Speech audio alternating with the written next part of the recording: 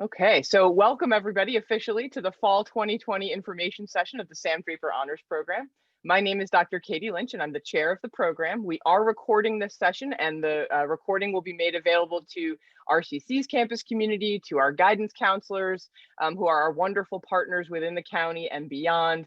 You can always email me for a link to the recording if necessary. That contact information will be available to you at the end of the session. But I'm just so delighted that you've joined us tonight, especially as I mentioned, after probably a long day of meetings for you, to express your interest in the honors program at RCC and to learn more about it. So I've got such a wonderful lineup for you tonight. We have many of our faculty mentors who are really the backbone of the work of the honors program. We've got some alumni from the program who will share their experiences with you. We have one current student, our honors student assistant, who will also share her experience. So we are going to have just so much great information to share with you this evening. As we're all settling in, I want to start by acknowledging the picture in the center of your screen right now. And this is a picture of a few students. Some of them are honor students and some of them are not. But I want to highlight in particular the experience of the student who is wearing, let's see, she's wearing the gloves in the foreground, Jasmine. She's got the glasses on. So Jasmine Dew, she began at RCC several years ago as an early admit student, and some of you may be considering that path as well, where you are a senior in high school, as well as a first-year college student at the same time. And you see here Jasmine working with the guy in the back, Dr. Jeff McLean, who is one of RCC's biology professors. He runs a research project on bacteriophages. And Jasmine was able to get a lot of great research experience in while she worked with Dr. McLean. And she ended up applying to and being accepted by and then matriculating at Johns Hopkins University. And she just graduated last year. So I love starting with that story because it's really indicative of what the honors program can help someone do. What all we can do is help, right? You are the ones who put in the hard work, but what we're able to help our students do is to really become attractive candidates for some of the top schools in the country. In addition to that, of course, we have a wonderful learning environment here at RCC that is very supportive, but also very challenging. And so we do a great job of preparing students to take that next step wherever they want to go. And so we'll tell a lot more stories like that this evening. In terms of our agenda, so here's what we're up to tonight.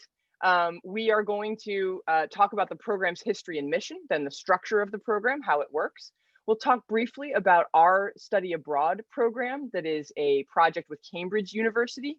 Of course, we will talk about the pandemic and how that's affected things, but we're also looking into the future when we have a world that isn't defined by this particular virus and our response to it. We'll talk about our student outcomes. Where do our students go from here? So if you come to honors, what is your next step? What are the possibilities? We'll talk about the financial situation and the financial aspect of transferring. There are some great scholarship opportunities out there, and I want to make sure you know about those right now. Then we'll do some pragmatic details. How do you apply to honors? Make sure that everybody understands the different ways in which that works, because depending on what kind of student you are, you may apply in slightly different ways. And then this is the most special part of the evening, our honors voices. We'll hear from our faculty mentors, we'll hear from some alumni of the program, and we will hear from a current student. Now, you are always welcome to put any questions or comments in the chat. So my wonderful administrative team, our assistant coordinator, Carol Coiro, and our support staff, Teresa Mano, are monitoring the chat. And you'll see their faces later and you'll get to hear from them later as well, but they will be there to help answer any questions. If there are any questions in the chat that they can't answer or that they think we should discuss as a whole, then they'll make sure to share those with me at the end of our session. So thanks again for being here, and we're just going to get started. The program itself is over 40 years old. It was founded in 1977 by an RCC professor. And what he noticed is that a lot of his students were really very strong. They were so strong that he thought that with a little bit of extra mentoring and some more rigorous coursework, they could be well poised to matriculate at some of the top institutions in the country.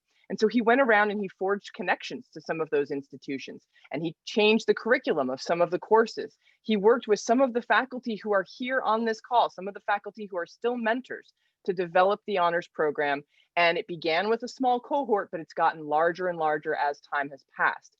We now have roughly a little over 250 students presently in the honors program across both the first and second years. The program has a liberal arts emphasis. I'm happy to talk more about that in the question and answer section, but we do have a liberal arts emphasis, and our aim, our philosophy is a high challenge, high support curriculum. So we're going to push you really hard with rigorous writing and research intensive classes, but we are also going to give you a lot of support with an emphasis on the mentoring component. Our students often also create cohorts in and of themselves, and they are really good about making study groups and taking advantage of RCC's student support services, and just doing a great job of helping each other through the difficult coursework that the program requires.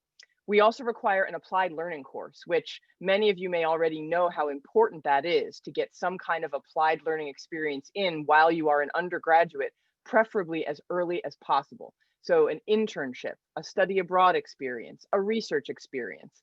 And what we try to do is we have those students complete those experiences before their applications at four-year colleges are due, so that they can write about those experiences in their essays. And we found that that's a really helpful strategy for helping our students be competitive at some of the top schools in the nation and beyond.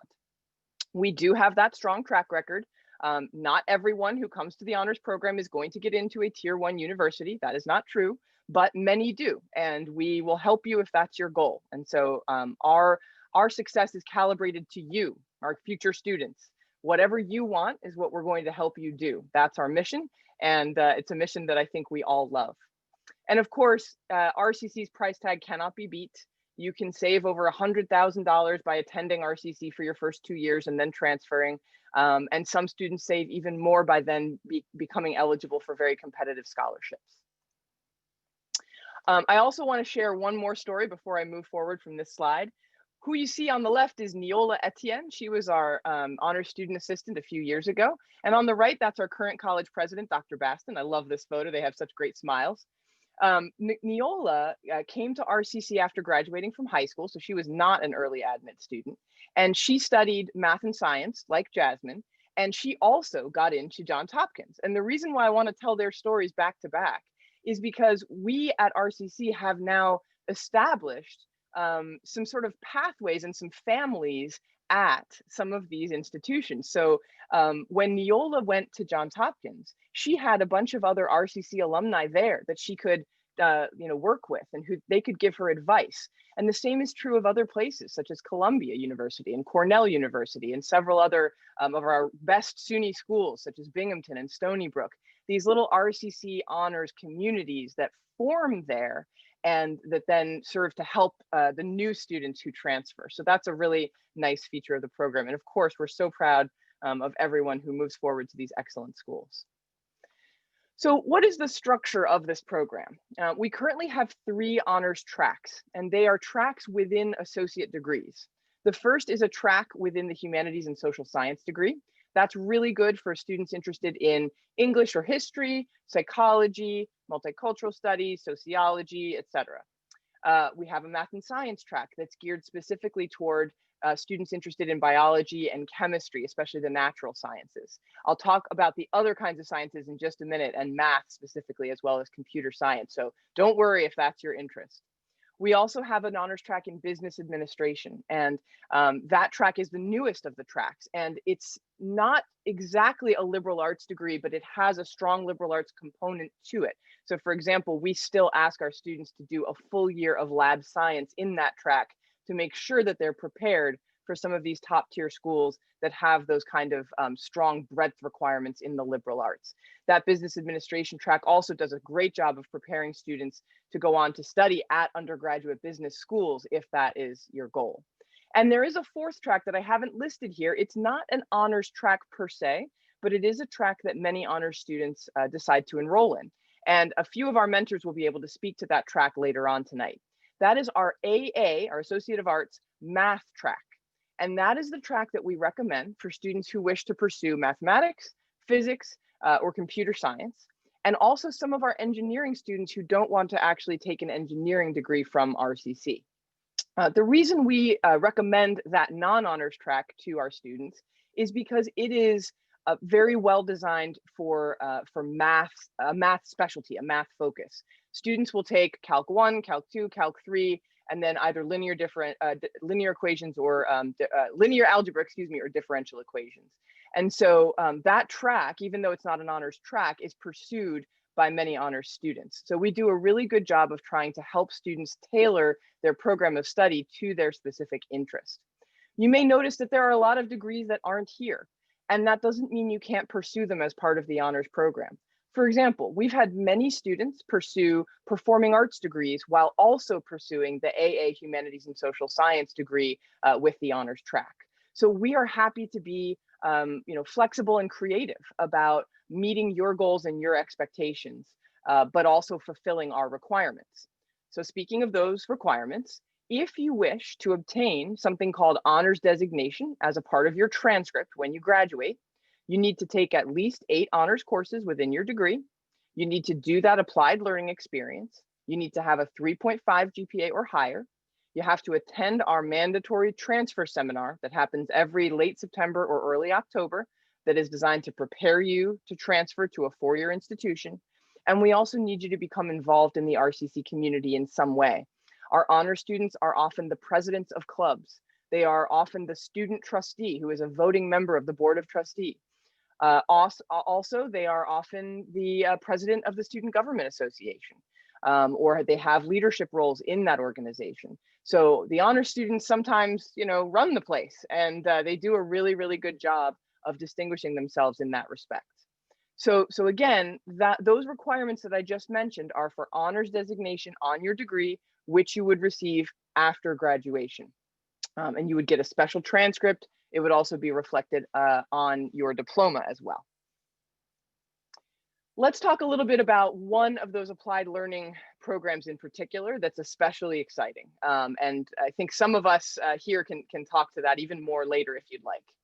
So if you decide to pursue the Cambridge Study Abroad program, you will go to Cambridge University in England for 2 weeks over the summer, and you are taught by faculty, both from Cambridge and from other notable institutions in England, and sometimes beyond, in Cambridge's Institute of Continuing Education. These are the disciplines that students can study: Shakespeare, history, science, literature, ancient worlds and medieval studies for some students who already are prepared in those areas.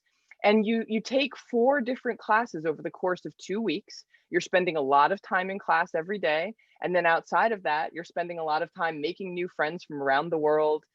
You can travel on the weekend that is in between your 2 sets of classes, and you can go to Paris, or you can travel around Cambridge or around England. You can then decide to travel before the program or after the program. We've had students do both. But the core of the program itself are these 4 classes that students take, and then they come home and they write a research paper that is related to at least one of those classes. And they are mentored through that process by an RCC honors faculty member. And so what's important to note about Cambridge is that the intensive classroom experience there is in a program that is very global. So you really are meeting students around the world, but you're not receiving Cambridge University credit. That's something I do want to make sure that I'm clear about. You're receiving RCC credit for the class that you are doing in Cambridge and for that research paper that you do after you come home. You receive 4 credits, and they count as one of the honors courses that you need to take as part of those 8 honors classes required by the program. Very, very happy to talk more about Cambridge at a later date if you have any questions about that. So a lot of people want to know, where can you go? If you come to honors and you start in the honors program, where can you go from here? And I've put some of our, over the past, I would say 6 or 7 years, these are places where honors students have transferred. Every year we have students get into Columbia and Cornell. Sometimes we have students get into Georgetown. We've only had 1 student over the past, let's say, about 6 years or so get into Stanford, and 1 get into MIT, but it does happen. It's rare, but it can happen. We have many students get into schools like BU and Northeastern. That often happens. Smith College, we've sent students to Smith and to Amherst. SUNY Binghamton, we are pretty much a highway to Binghamton. So if you want to go to Binghamton, you should absolutely start in the honors program, because we send a lot of students there every year. It's a wonderful school, wonderful faculty, and there's a very strong RCC honors contingent at Binghamton. I'm going to talk more about NYU later, but one thing to note is that there is a scholarship opportunity that you can compete for if you are applying to certain parts of NYU because you are a member of Rockland Community College. And then it sort of goes without saying that we send lots of students to the CUNY system. I've mentioned Hunter here, but we're going to hear from one of our alumni tonight who is just recently graduated from Baruch. And so he can talk about his CUNY experience as well. Thanks to the assistant coordinator, Carol Coiro, we've got some great data to share with you. Now, the pandemic made data collection this past spring a little bit challenging for us, which is why I wanted to give you not only our 2020 numbers, but also our 2019 numbers. And you'll see both tonight. I don't have the N number. I don't have the number of respondents for 2019. I do have that for 2020, and it's a small number. I want to acknowledge that and be honest about that. We had 28 respondents to our end of semester survey in the spring 2020 semester. As we know, it was an extraordinarily stressful time. That stress hasn't abated much, but it was extra stressful when the pandemic was still in its early stages. So I do want to acknowledge that when you're looking at our 2020 data, the number of respondents there is 28. It was a larger number for 2019, but I don't have that number ready to hand. What you can see is that I've organized this information into tiers. Now, some people are likely to get a little angry with me. I've defined tier 1 as ranking 1 to 50 in US News and World Report. And that's a very arbitrary ranking, but one has to draw the line somewhere. And then tier 2 as ranked 51 to 100. We have taken the SUNY and CUNY schools out of that ranking and we've put them in separate boxes. And then other institutions that fall beyond the number 100 in the US News and World Report ranking. So again, I'm not trying to upset anyone. If you went to a school that is delineated as tier 2, but you felt it was tier 1, we're just drawing some lines to clarify the data.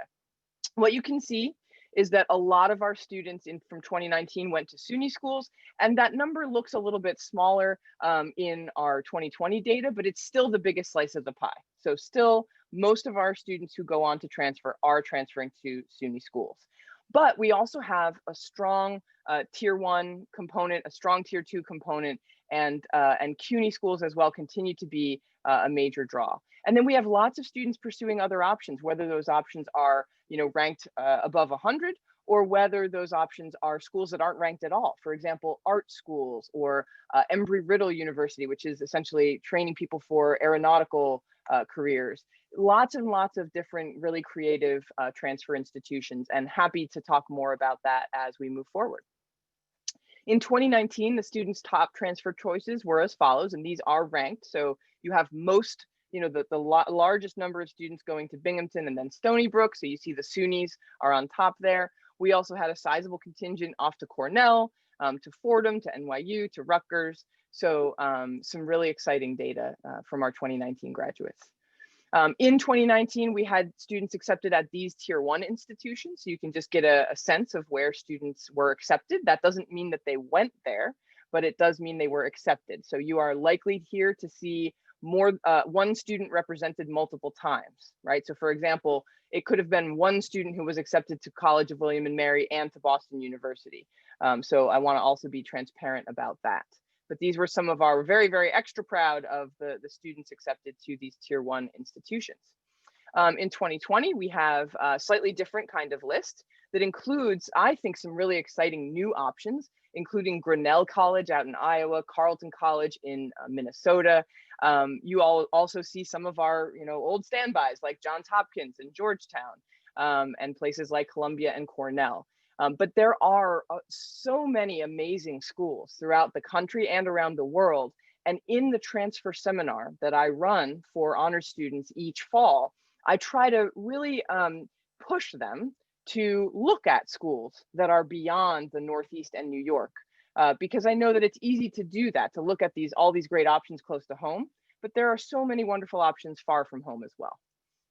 In 2019, we had many, many students accepted to excellent institutions such as Rutgers, Fordham, GW, Lehigh, all kinds of places, WPI, Yeshiva. So just you can see the wide range here of institutions where students were accepted to. And here it is for 2020, more Rutgers, UMass Amherst is always popular, Syracuse, Fordham, etc. SUNY acceptances. So again, as we've already discovered, Binghamton is the major draw here. And again, we have an excellent relationship with Binghamton. I am always in close contact with transfer admissions officers there. They do a really strong job of promoting transfer. A third of SUNY Binghamton's student body are transfer students, and that's really important. They do a really great job of retaining their transfers as well. They're a very transfer friendly institution. But you can see that we have students going all throughout the great state of New York, all the way from near and far, so all the way up and all the way down. In 2020, the same story is true, right? So you can see that Binghamton is still the clear winner, but there are many other students going to many other places throughout the state. In terms of CUNY, Baruch is a very big draw for our business students in particular, and one of our alumni tonight will be able to speak to that because he just graduated from Baruch. Baruch's Zicklin School of Business is the major draw there. I just recently attended an information session held by Baruch that touched on all of their different colleges, trying to keep abreast of all of the different requirements and the changes that they've made in their curriculum to make sure that we are mentoring our students properly. Hunter is also a major draw for our students. So you can see a lot of the more liberal arts affiliated students would be interested in Hunter, whereas the more business-minded students are interested in Baruch. For 2020, we have a similar story to tell. So Baruch, again, very, very strong. City College and Hunter, also popular options. So now that we've talked about some of our transfer outcomes, how does one pay to transfer? Because yes, RCC is inexpensive, relatively speaking, but four-year schools are often, wildly expensive. So there are some really interesting scholarship options for transfer students. But again, it's important to be honest. There are not as many undergraduate scholarship options as there are first-year student options. So as you're thinking about whether RCC is right for you and whether getting an associate degree is right for you, you may want to look at the differences in acceptance rate between first-year students and transfer students. Look at the difference in scholarship money awarded to first-year students versus transfer students. That's important research to do. There are, though, some really great opportunities. One of them is the Jack Kent Cooke Foundation's undergraduate transfer scholarship. Almost every year, RCC has at least a finalist for this scholarship, but sometimes not a winner. And so we have had one winner over the past few years, but it's pretty rare to have a winner because there are only 45 roughly awards given out nationwide. Still, just this year, I've already been helping students apply for this particular scholarship. It's up to $40,000 annually. It's an amazing opportunity, and you can compete for it as a community college transfer student. That's the only pool of people allowed to compete for that scholarship. NYU also offers a really unique scholarship. It's called CC-TOP, the Community College Transfer Opportunity Program. And specifically, it's open to the Steinhardt School, the Silver School of Social Work, the Rory Myers College of Nursing, the School of Professional Studies, which is generally more targeted toward non-traditional students, and humanities majors only in the College of Arts and Science. And this program is competitive. So if you are an RCC student and you get accepted to that program, let's say you get accepted to NYU Steinhardt, it doesn't automatically mean that you will get CC-TOP. You still need to compete for it, but only community college students in the greater New York area are eligible. So, it's not open to everybody. And so that gives us a leg up a little bit. And we have had students transfer to NYU and win this scholarship. Almost every year now it happens. One important thing to remember is that they recently changed the rules a little bit. They now ask for 60 transferable credits. That's a lot. And so if you or your child is interested in NYU CC-TOP, you need to identify that interest very early on. And in fact, you can work with CC-TOP to try to ensure that you are getting those transferable credits. What I mean by transferable is a credit that will transfer from RCC to NYU. And again, we've had plenty of students win this scholarship. It's entirely possible, but you need to know exactly what NYU wants from you and specifically what that program that you're interested in at NYU wants from you. And then we, as your honors mentors, help you build a set of courses to take here that will transfer to NYU. So it's a difficult scholarship to get, not impossible, and it definitely helps with the rather exorbitant price tag of NYU. Earlier today, as many of my peers on this call know, I hosted a Phi Theta Kappa information session along with my colleague, Dr. Butler, who is also an honors faculty mentor, and she's the program director of the science department as well. Phi Theta Kappa is an international honor society open to two-year students only.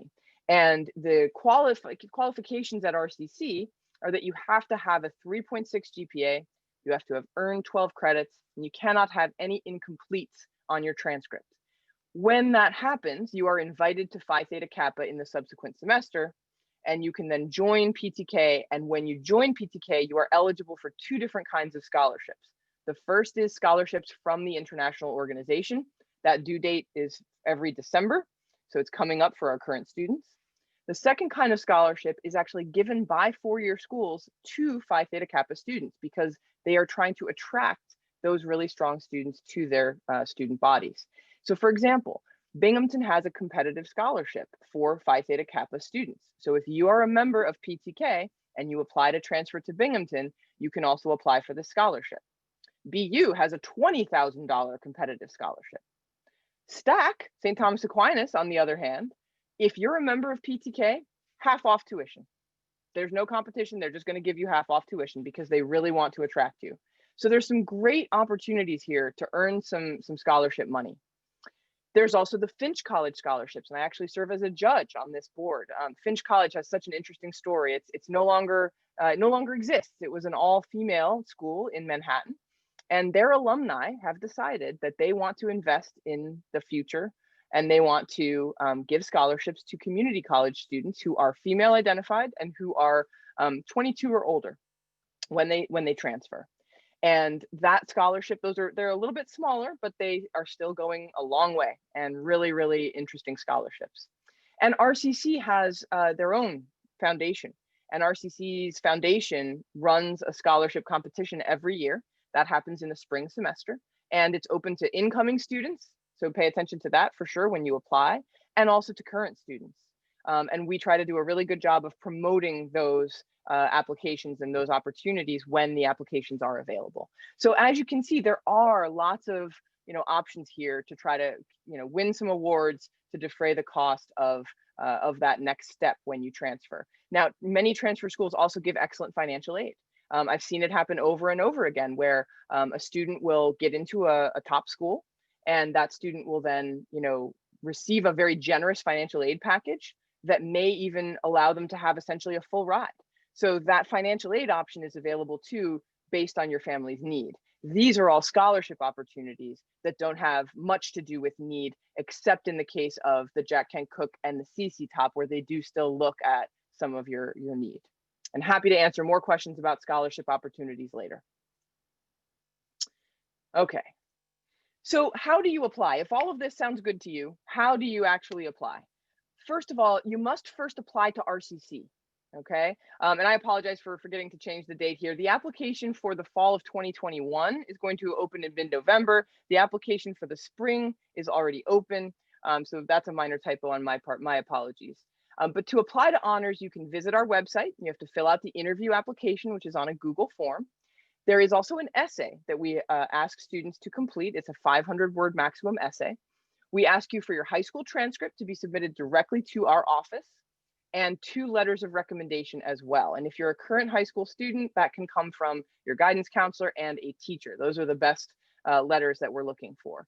Once we receive all of this information, the application, your transcript, and 2 letters of recommendation, we will contact you to set up an interview. The interview is a part of every process, so you don't get through the honors process without going through an interview.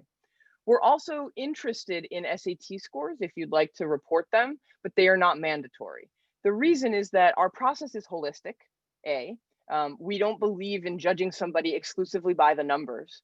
But if you do want to report your test scores to us, we will use them for the purpose of mentoring you. What I mean by that is a lot of four-year schools still require SAT scores for transfer students. Now that is changing, and it may be changing even more dramatically than it has been changing because of COVID. As you probably know, COVID has made many schools become test optional because it's virtually impossible to take the SAT right now. And so as a result, we think that more and more schools will become test optional even after the pandemic is over. But many of those tier 1 institutions that we talked about do still require the SAT or the ACT. So if you come to honors and you tell us that your scores are a certain score and it's a little bit lower than your dream school wants you to have, we are going to give you the advice to take 1 year at RCC first, study for the SAT, and then retake the test to try to get a more competitive score. Excuse me. So that's what I mean by we use the test scores for mentoring purposes only. We're asking you to self-report. We need no official reports. We're not judging you. We just want to know where you're at so that we can help you reach your dream. We are looking, though, for about an 88 plus cumulative GPA in high school. We can make a few exceptions if it's a little bit lower, but, you know, especially if you have that upward trajectory, maybe your first and second year didn't go too well, but, you know, maybe you really started turning it on at the end of your second year and in your junior year, and your senior year was gangbusters. That would be great. That's a story that we've seen a lot, right? And we're happy to kind of overlook some low grades in that particular case. But we do need to know that you can be successful in this program. It is tough. And the students who are going to speak tonight, they will be able to speak to that. If you are a current RCC student, and I hope there are some on this call tonight, I can't really look right now, but I really hope there are, you may also apply to honors. It's best to do this as soon as possible. So the longer you've been at RCC, the more difficult it will be to complete the honors requirements. But if you want to join us and you have a 3.5 GPA or higher, we want you to be a part of this community. So what you need to do is, again, visit the honors program's website to fill out the interview application, and you do still need to write the essay. But we don't need your high school transcript, and all we need is one letter of recommendation from a current RCC faculty member that has had you in class, okay? And that person can simply email honors@sunyrockland.edu with that recommendation. We know our website is geared toward college, high school students, so we are working on a separate application for current RCC students. It's just not quite finished yet, and we'll get that up as soon as we can. We will, though, ask to interview you. So if you fill out our application, even if you're a current student, we do want to sit down with you and talk with you about what are your interests, what are your goals, and then start to help build a plan for how to accomplish those goals. If you are an early admit student, okay, here in this picture we have on the left we have Rania, and on the right we have Liz. Liz was an early admit, Rania actually was not, but they had a really great time in Cambridge together, as you can see. They're outside St. John's, I believe, St. John's College. But if you are an early admit student, you need to start with your guidance counselor, okay? So you speak with them about your interest. And just to refresh you on the terminology, early admit students are students who are high school seniors, and they are also wanting to pursue their first year of college. So they've come to RCC full time. If that's you, then you will start with your guidance counselor. You'll apply to the early admit program at RCC. That's a very important step. Once you're accepted to that program, then you apply to the honors program following those instructions for high school students. You are the one, though, who has to make sure that you keep your high school counselor in the loop. Your mentor will help you, but we, RCC, cannot grant you a high school diploma. So it's really, really important that you have a clear sense of what your high school is asking you to do. Each high school's rules are a little bit different. And we then will help you accomplish your high school's goals so that you can get a high school diploma. You can also go on and take extra courses outside of your high school requirement in an attempt to get ahead in your later college education. Okay, now I do want a little caveat here. And one in particular of our alumni speakers is going to be able to tell you stories about this. It is true that some of the top institutions in the country, I'm talking about your Cornells and your Columbias, right? Those kinds of institutions. They are very suspicious of what is called dual enrollment programs where you are both in high school and in college. So if you are aiming for a Cornell or a Columbia or something like that, something on that same tier, beware, you may not get credit, college credit, for the courses that you take while you are a high school student. So in other words, that senior year that you take at RCC, they may not give you credit for most, if not all, of those courses. And I've seen it happen, and it's unfortunate many students still think it's worthwhile to be an early admit student, to get that college experience, to be a part of the honors program. But I want to be very, very honest right off the bat that, you know, you may essentially need to repeat some classes. For example, great example from a current, you know, alumni who's in the room, and she can tell us more about this later. But, you know, she took English 103 and 104, which are the honors English classes, the college writing classes. They're tough. I teach them. They're tough. So do a few of my colleagues on the call as well. And these courses did not count for Cornell University, where the student wanted to transfer, because they were taken while the student was a high school senior. So this student didn't let that stop her. She took English 101 and 102, the non-honors equivalents, in the summer after she graduated, so that she could get credit from Cornell, because they were still less expensive than she would have been able to do at Cornell. So, you know, and I'll let her tell that story from her perspective in a few minutes, but this kind of thing happens, and we're happy to help you troubleshoot. But I want to put the information out there right away, because it's important that you know that this suspicion from some top schools about dual enrollment courses does exist. There are, of course, plenty of four-year schools that are happy to take the courses that you would take as a high school senior in our early admit program. But, you know, it's important to research the difference, to know how the schools you're targeting feel about dual enrollment courses. Okay. Now it's time for me to stop talking and to invite some other folks to speak. So I'm really excited to introduce you to many of our honors mentors who are on this Zoom tonight. And we're actually going to start with Professor Kathy Roche, because she has a commitment that she needs to leave for. So Kathy, are you still here? Were you able to? Kathy, I'm here. Yes. Good. Oh, thank you so much. So please tell us a little bit about yourself and your role in the program, and carry it on. Well, good evening, everyone, and thank you for attending tonight's info session. I have been teaching at RCC since 1996, and I actually taught even before that. So I am a seasoned professional educator. I majored in business education at both my undergraduate and my graduate degrees. And obviously, I've learned a lot since I've gone to college, as the world is constantly changing, and we have to keep up with all of the developments that are occurring. As Dr. Lynch has told you, the Business Honors track is the newest of the three tracks. And I began mentoring when the track began about 4 years ago. And we have about 7 business honors classes that we offer: microeconomics, macroeconomics, business ethics, which is a course that all business students have to take, but honors have to take a special honors section.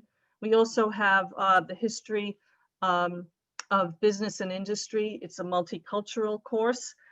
We have accounting 103 and 104, which is financial and managerial accounting. And we also have principles of marketing, which is a class that I teach in the spring semester. So besides those 7 business honors class, obviously students also take a lot of gen ed classes, and they take English 103, English 104, and speech 107. In addition to all of the academic aspects of the program, we also offer some extracurricular activities in terms of clubs. Alpha Beta Gamma is an honorary society that many of our students join and even hold leadership positions in. Also, we have an entrepreneurs club for those who are looking to start their own business, or maybe students who already have started their own businesses. We also have an economics club. We also have the business internship, and students get practical on-the-job experience. In some cases, their present jobs may serve as their internship if it's business related. And many of our classes also contain a virtual exchange component where we work with faculty and students in another country. We have a set of shared course objectives, and then through projects and activities, discussions, the students learn about different cultures and increase their intercultural competency. So it's a wonderful program that we offer, and I hope that I'll be working with some of you in the future. And I wish you well in any case. Thank you. Wonderful. Thank you very much, Kathy. I really appreciate your being here. Professor Arvanites, would you like to go ahead? Yes, thank you, Dr. Lynch. My name is Peter Arvanites. I'm the mentor for math students, in addition to physics, engineering, and some science students as well. Professor Makovich also is the mentor for similar students, and he's actually a former mentee of mine in the program who came to teach at RCC. He's a very important member of our math department. He does a lot of things, not only for the honors program, but for other programs as well. I'd like to welcome everyone. Um, I'd like to let you know that the mentoring is actually the hallmark of the program. You will be paired with a mentor when you first come to the college based upon your major interests, and that may change. As you all know, sometimes you start out in physics and end up in English, which I had one of my students turn out a few years ago. Another year, I had a student start out in math and change to psychology. So your interests can change over the course of your time at RCC, and the mentors work closely together. So even though those students change mentors, I was still in contact with them, and I was definitely in contact with their mentors throughout the students' time here.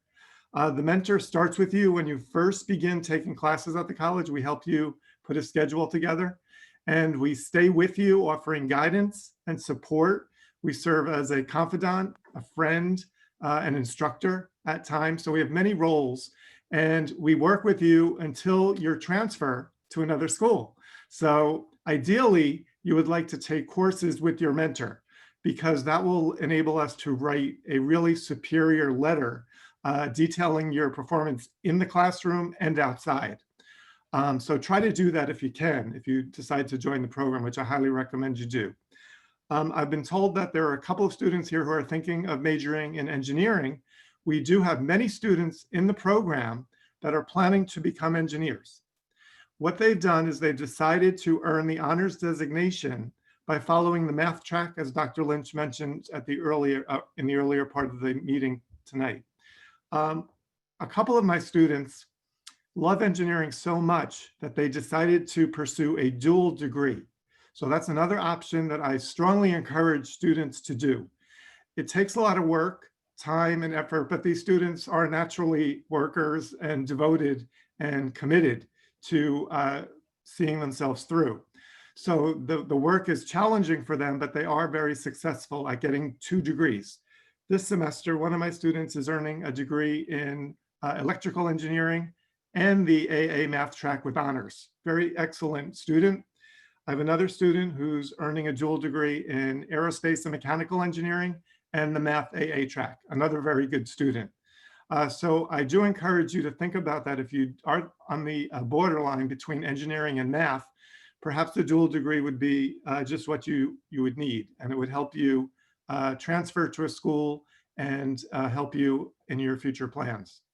Also, I wanted to let you know that we do accept advanced placement in Calculus 1 and 2. If you take Calculus AB and get a 4 or 5 on the AP exam, we would give you credit for Calc 1. And if you take the Calculus BC exam and earn a 4 or 5 on the exam, we give you credit for Calculus 1 and 2. And that's quite substantial because each calculus course at RCC is 4 credits. So you would be getting up to 8 credits by doing that. Also, we have an honors course in statistics, and we do accept credit for AP statistics as well. Again, if you earn a 4 or 5, you would be given credit for our 4 credit Math 125 statistics course. So those are other perks that you would get as a student in the honors program and earning AP credit through your high school. And I just wanted to end by saying that, as Dr. Lynch mentioned, many of our students become the leaders of the clubs. I'm the advisor of the chess club, and I have to say, over the past 15 years, at least 10 of them were presidents that we had who were honor students, and they really are motivated. I really have to do very little work because they take care of everything for the club. I've also had the pleasure of having a couple of my mentees serve as board of trustees, student trustees, and they are, again, hard workers. The current board of trustees student member is a mentee of mine, and he's a very hardworking student, both inside the classroom and out. So I wasn't surprised at all when he was elected to the position. So again, I welcome you all. It's a very valuable program that will serve you as a foundation as you continue your study. And just as a little anecdote, many of my former students that I've had like over 15 or 20 years ago will still email me and ask me to write letters for them, which I love to do. And it's just one of the advantages that the program gives to me, and one reason why I just continue to be involved. Thank you, Dr. Lynch. Thank you so much, Professor Arvanites. Really appreciate that. Dr. Lee, we're going to hear from you next.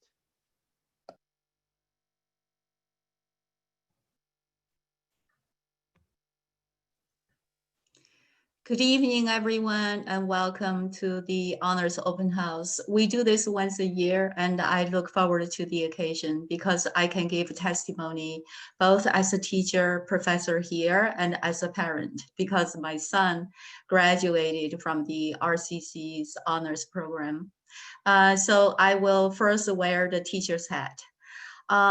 As Dr. Lynch mentioned, that we do keep very rigorous standards, academic standards in the honors program. If we had not done that, then our students would not have been so successful transferring to these top tier schools because they really bring the name of RCC to the schools, and they establish credibility through their academic performance and their involvement in the four-year schools, and they do very well. I remember many years ago, I used to work with Dr. Sam Draper in the honors program, and he used to tell me with pride and saying, our students transfer so well. It is because of the hard work of the mentors and the professors who work in the program, but it is also because of the students who discover their potential through the honors program. Because we are able to ignite their passion for learning. Many students in high school feel they have to perform for their parents, for the sake of their parents and for the sake of bringing home the good grades. But they are not actually doing it for themselves. But in the honors program, they suddenly discovered this is different. For the first time, they found the passion for a particular field, and they discover the gold buried inside that no one had told them you have this potential. And we were able to make that connection with the student, both through mentoring and through the teaching in the classroom. And so I think that's the secret of our success. I, like Peter, Peter was about to cry, and I can relate to that feeling because I see my students go to places, right? Do I want any kind of a reward? No, because their success is our reward. And I see Jose here, sitting here. And I remember seeing Jose being very timid in the last row of my college writing one. Right? And I told him, I said, you are a great writer, Jose. You have potential. Go to places and see where he is today. So he puts me, he makes my day, Jose, seeing you sitting here. In the honors college writing one and the college writing two, we do keep very rigorous curriculum. And that is because when our students transfer, sometimes these four-year schools require the syllabus. And they say, email us the syllabus. So I have students emailing me saying, Professor, I need a syllabus. So our syllabus show, a syllabus is a contract, right? We cannot make up a contract without fulfilling the terms laid out in the contract. So we must be following the contract and showing the four-year schools that our students are well prepared. And the curriculum content, the material that we select are always up to par with the four-year schools. And my students read very scholarly publications. So usually the first day I warn them, you're going to read something that's written in English and you're saying, I'm reading English, but I don't understand what I'm reading. and that's okay. And because these are written in academic language, in the PhD level, right, of language. And so if you don't understand, that's okay. As a mother, I see the transformation of my son. My son went to Suffern High School. He was a good student, but he had no passion, and he was simply getting the grades for me, for mom and dad. And once he came to RCC, he was on the science track, and he found his passion for nutritional science, and he did really well. When I said we have a transfer articulation with Cornell. So I showed him the courses that Cornell required him to take and the GPA. And I said, you need to maintain a 4.0 GPA and do all the honors science classes. And he says, Mom, I can do this. And he did maintain a 4.0 GPA. I no longer had to force him to study and monitor him and saying, are you doing your homework? He would do it willingly on his own. And he transferred to Cornell. And from Cornell, he applied for University of Chicago, and he got a 5-year free ride scholarship and a living stipend of $15,000 per year. So as a mother, I was very happy, and I am very grateful to the RCC Honors Program. And that's why I work so hard, because I want other kids to benefit like my son has benefited from the hard work and the dedication of the faculty here. So I'm just going to end here, and I know it's a long night. Thank you. Thank you so much, Dr. Lee. Really appreciate your multiple perspectives on the program. Professor Jacobs, you're next. Hi, everybody. My name is Andrew Jacobs, and I teach in the speech department here at RCC. And I also teach some classes in multicultural studies as well. So our department, the speech department, is particularly strong. I think we have a number of classes that a lot of times even four-year institutions don't really have. I teach classes such as a persuasion theory class called Power, Persuasion, and Propaganda, a debate fundamentals class. I coach the speech and debate team at RCC. And just like Professor Arvanites was saying, that a lot of times that our honor students tend to be presidents and vice presidents of the team and are usually very involved, and that's always a lot of fun to have. In addition to those sorts of classes, I teach multicultural studies classes. A couple of those classes are in women's gender and sexuality studies, and also a class called Diversity in American Speech and Language, just to name a few of those classes. I'd also like to say that I really think that the education that you can get here, the professors that you have are really top notch. And I can say that because in particular, since Professor Lee was just speaking, I can say that she's excellent because I had her as a Chinese 101 and 102 professor when I decided to take those classes here at RCC as an instructor myself. And even though she's an English professor, she's obviously a native speaker of Chinese, and it's really wonderful to get somebody who has that amazing background where both a degree in English and also can teach a Chinese class. And I think that's just very indicative of the kind of faculty that we have here. And I could go on about other professors in the room, but I'll keep it short there. And so I think that one of the things that other people have also been really reinforcing is this idea that we're really very collaborative with students, and we really, really enjoy working with students. That's really why we're here. RCC is a teaching institution. That's our primary aim. That's our goal, is to work with students. And many times professors are publishing as well and that sort of thing, but really we're here primarily for students. And there's nothing better than forming those relationships and keeping in touch with students once they've graduated. I have one student in particular who I seem to be texting all the time, or he's texting me all the time now that he's graduated and on break before he goes to Amherst next year. So I think that's pretty typical of how things go here at RCC. Excellent. Thank you so much, Professor Jacobs. So we did have two of our science mentors. We have two science faculty mentors, both of whom were on the call earlier, both of whom had to jump off the call for a little bit to take care of some other matters. So one of them, Dr. Butler, sent me some information to share with you in case the timing worked out in that way. Dr. Butler, right now, just so you know, she is actually running her own information session on a very special program called the Bridges program that is available to RCC students. And it's an opportunity to do research at Purchase College over the summer. And again, we've had many honor students, including Neola, whose stories I told you about earlier, take advantage of that research program. So she's actually running that session right now. She will be back. She'll be able to chime in at the end of our conversation. But just a few things about our science program that you should know. So first of all, AP Science. If you have taken AP Science, RCC does not accept any AP Science, not for non-honors classes nor for honors classes.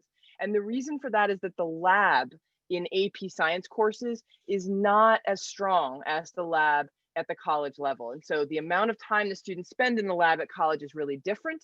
And that is why AP Science credits are not accepted. As Professor Arvanites mentioned, though, there are many other AP courses where we can give you a lot of credit for the work that you've done in that advanced placement curriculum, okay? So don't feel like you're doomed. No, most AP courses we will take, but science we won't. So that's an important thing to know. Honors labs, what distinguishes our honors science from non-honors science at the college is that they are very different. They require more writing, more scientific thinking. You're going through that entire scientific process, planning, hypothesizing, analysis, etc. Every science course that is an honors course has a research paper that is attached to it. Again, there's that writing intensive curriculum that's so important to doing this rigorous work. There is also the opportunity to join an organization called Tri Beta, a biological honors society. That group does a research project every year and presents their work in a poster presentation. So they're getting real scientific academic experience doing that. And it's a great thing to put on your resume. And then there is also a chemistry club that's associated with the American Chemical Society on campus. I don't know if anyone just celebrated Mole Day, but let me tell you, Dr. Butler has more moles in her office. I mean, they're, stuffed animal moles, not real moles, but she gets really into it. And so do the students. And so it's really exciting. And so there's the opportunity to present, at research symposiums or to attend them if you don't have something to present. So there's just so much going on here at RCC, and the honors program is involved in much of it. I know that when they come back, we can give our mentors from the sciences a chance to speak on that themselves, but so much great work going on. And what I'm going to do now is I'm going to segue to our other speakers of the evening, which are our students. So allow me to introduce them in just a moment. As we're shifting gear, though, I want to sort of try to bring everything together that you've heard up until this point. The emotion that you're feeling from us about how we feel about the program and the students it's not fake, it's real. And I would say this, the word love doesn't come up in academia a lot, but the word love is central to my work. It's what we do here. We love our jobs. We love the students we work with. We love helping people succeed. We love seeing those positive outcomes. And that's what this program is all about. It's built on love. And so I hope you can feel that. It's harder through Zoom to communicate that, but I really hope you can feel that. And there's so many more anecdotes that I can share in the question and answer period if you need some proof of that. So let me turn to our students. I'm first going to introduce Emily Gerace. So Emily, you can tell us all about your time at RCC, where it's taken you, how you feel about it now. Go for it. Hi. Okay, I just want to give a heads up that my connection has been really bad tonight. So if I poop out on you, I'm going to try to rejoin, but that's just a heads up. It might happen. That's okay. It's like, but as long as it's working, I started at RCC and I was in the honors program, and I'm going to tell you a little bit more about that. I loved it so much, and I loved it so much that I came back and now I teach at RCC. So I've really come full circle. But a bit about my experience is that I attended 2014 through 2016. And I was in the liberal arts, humanities, and social sciences track. So I was originally looking into pursuing graphic design at RCC.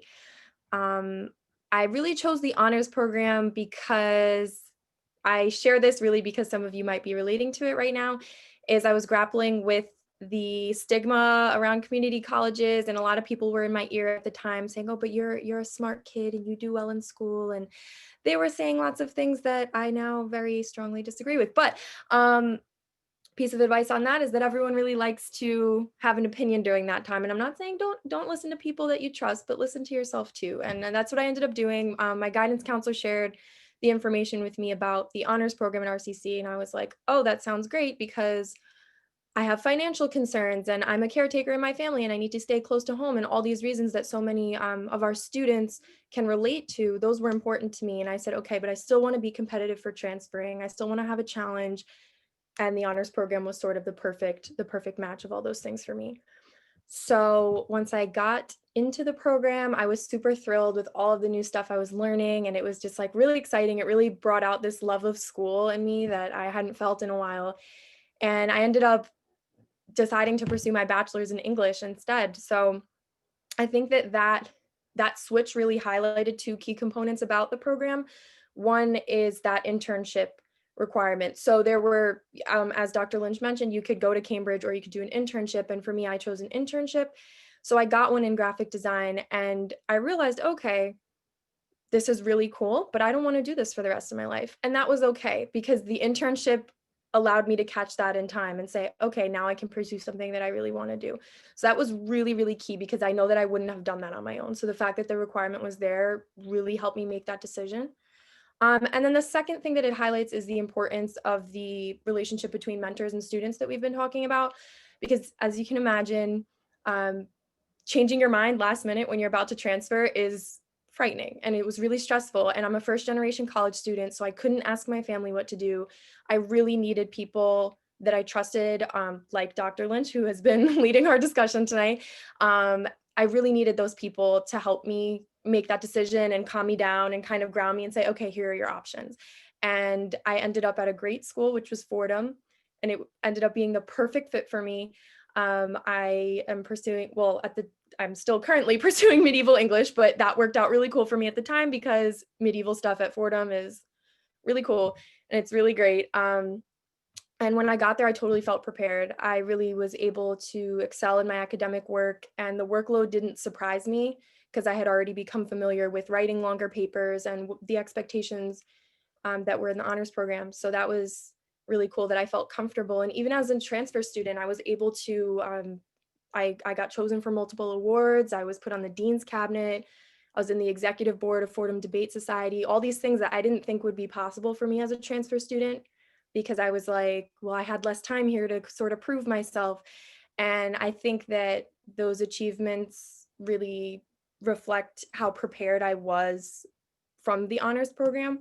So I was still able to stand out as a transfer student, which was awesome. And then I got into my top choice for grad school after, which was even cooler. And I got my master's at University of Toronto and made my way right back to RCC. And now I'm fully feeling that other end of the love that Dr. Lynch is describing.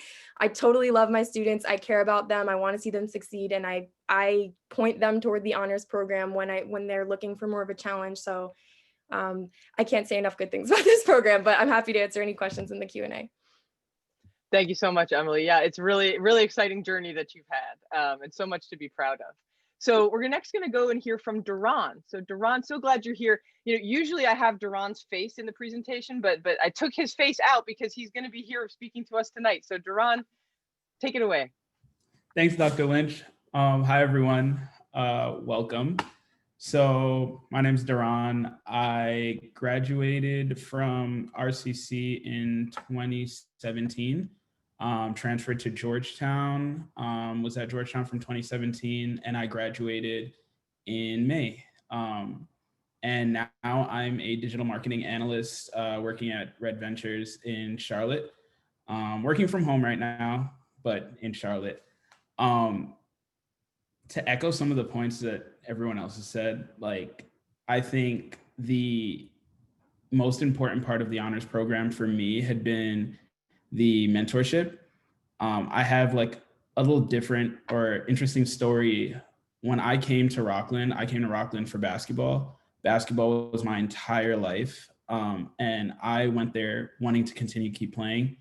2015, I played on the 2015-2016 team that like we did really well. We ended up going to like the regional conference championship and did really well. But there were a few things that happened to me during that year that like sort of started changing my thinking and my trajectory and where I wanted to go. I think one of them was having a Professor Repick, who I had his Principles of Finance class, and I just thought he was really cool. There was like so much stuff that he did. He introduced me to like entrepreneurship and like finance and like those things. And I realized that I was like really interested in it. And there was so much more that I just didn't know about until I finally had someone that could show that to me. And once I started having that shown to me, I started doing way better academically, and things just all happen for a reason. I was in my English class, and my English professor ended up recommending me to the honors program. Went in, decided to go. I met with Hannah, who's no longer working there, but she told me about the program. She gave me my interview. She gave me the shot, told me about so many different things, so many different opportunities that I would have in the honors program. I think one of the biggest ones was Cambridge. Getting the opportunity to go to Cambridge that summer, I think further pushed me along in like this new thinking that I had, where I just sort of wanted this experience again, which pushed me to transferring to like a school like Georgetown. I think, again, to echo on the mentorship part of it, I was a first generation college student as well. So I didn't have the examples at home, people that I could go to that ask like, what should I be doing? What happens if I do this? So that's what my mentor ended up doing for me. My mentor was Dr. Lynch. And as she can probably tell you, I was in her office like every day. Sort of annoying, but she helped me so much when it came to essays, just different things that I was exploring, because to me, it was like I found like a new world. Basketball, when I tell you basketball is my entire life, I made all of my decisions based on basketball. And then it was like, I just been like introduced like to this just entirely new world. There was just so many things that I could do that I was like, there's no shot I could do this. But then I was like, oh, this is a possibility. I can do this, I can do that. So I had so many questions, and Dr. Lynch helped me the entire way.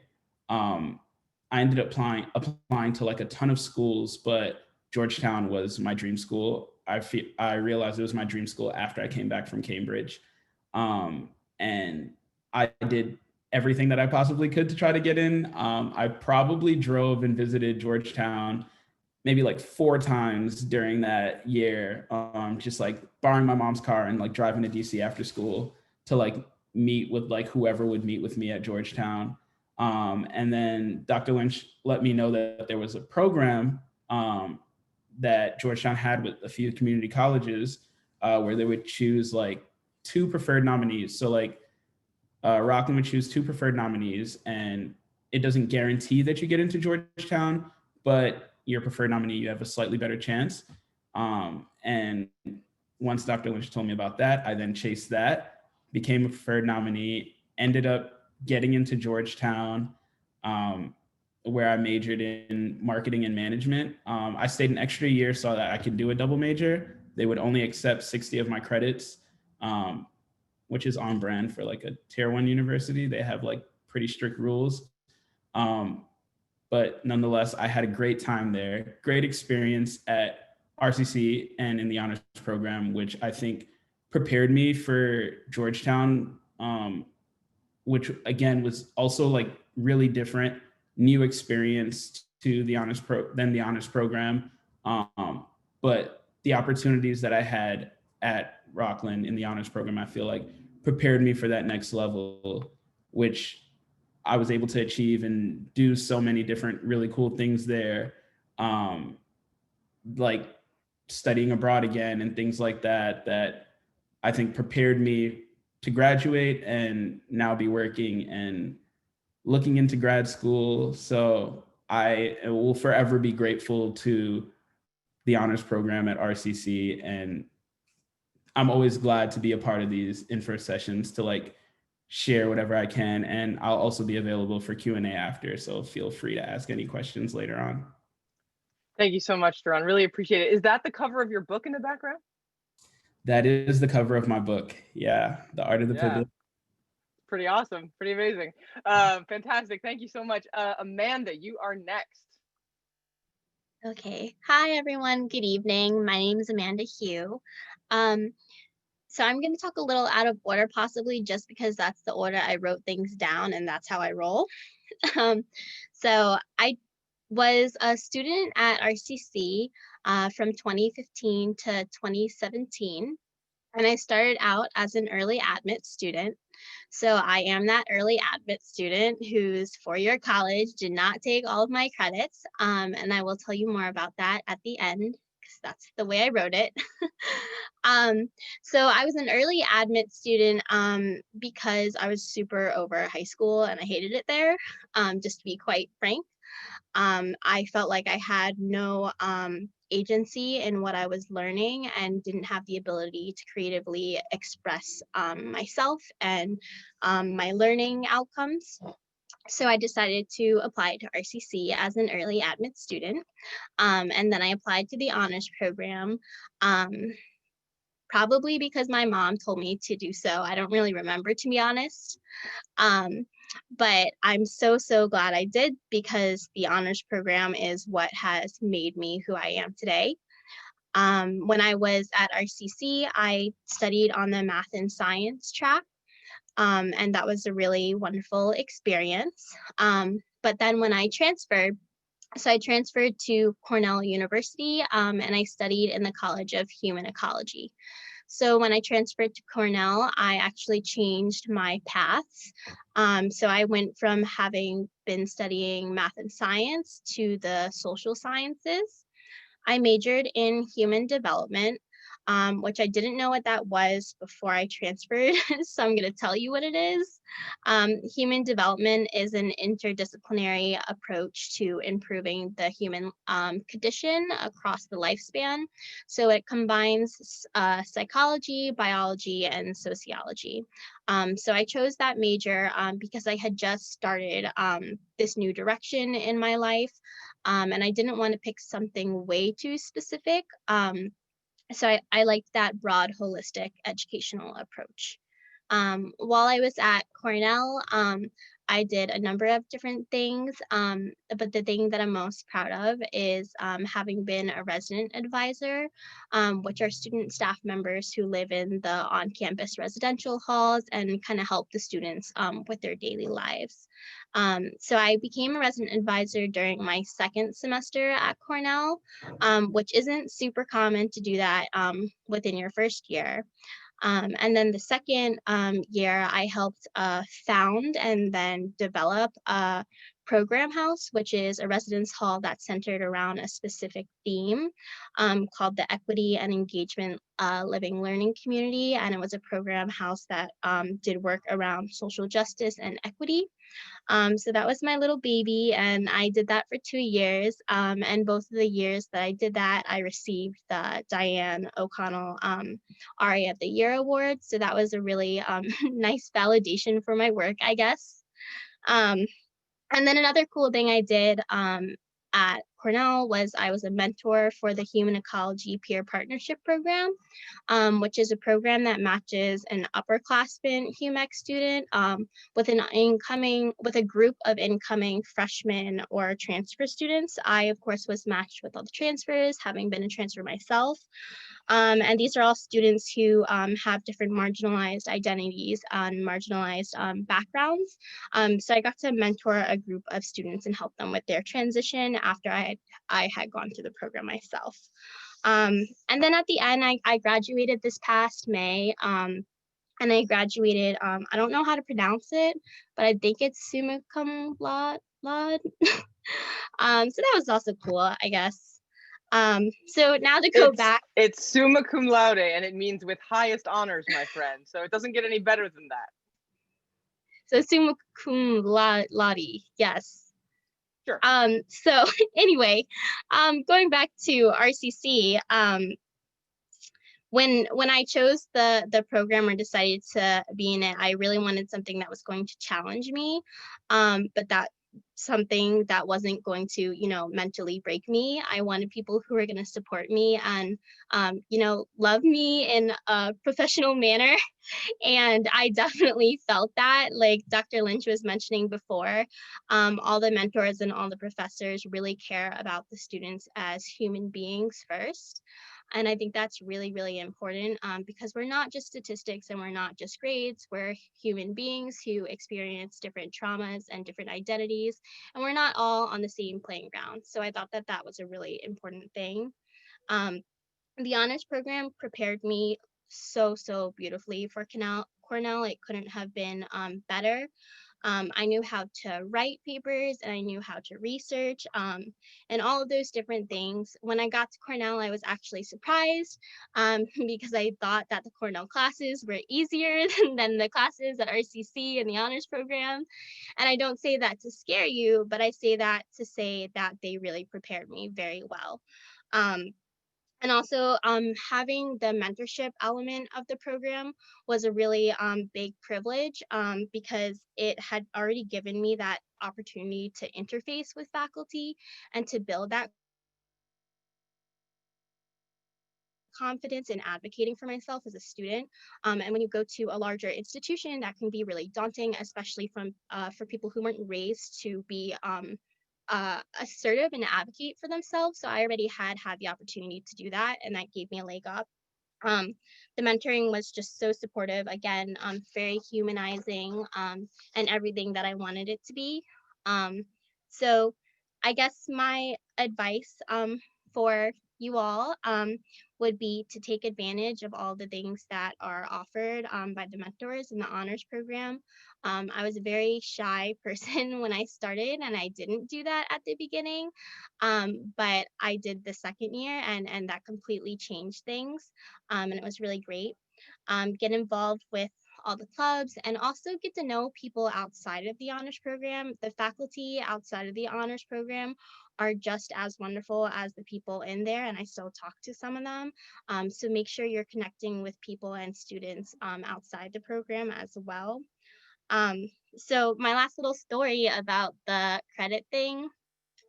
So I was an early admit student, and my high school only made me take like maybe 12 credits during the whole year, and then I could choose whatever I wanted to do with the rest of my time.